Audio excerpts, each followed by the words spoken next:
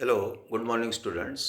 आज मी तुम्हाला English भाषेमधील word formation म्हणजे शब्द निर्मिती कशी होत असते याबद्दलचं एक उदाहरण सांगत आहे. SUFFICE हा शब्द व्हर्ब आहे.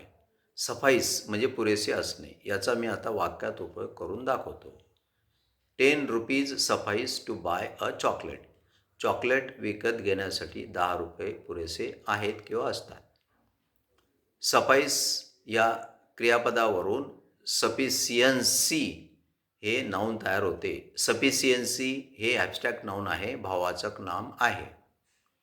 He is full of self sufficiency. तो स्वयंपूर्णतेने नटलेला आहे, भरलेला आहे. सफाईस या क्रियापदावरून सफिशियन्सी हे नाऊन तयार झाले. आता त्याच्यावरून सफिशियंट हे ॲडजेक्टिव्ह तयार होते. SUFFICIENT. सफिशियंट शब्दाचा आपण वाक्यात उपयोग करूया.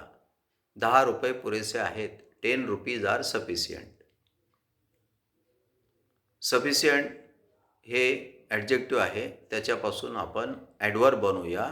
Sufficiently. He helped us sufficiently. त्याने आम्हाला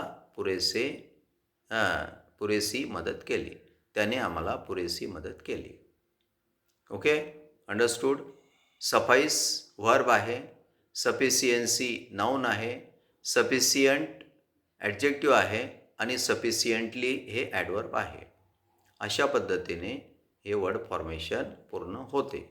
थँक्यू. See you.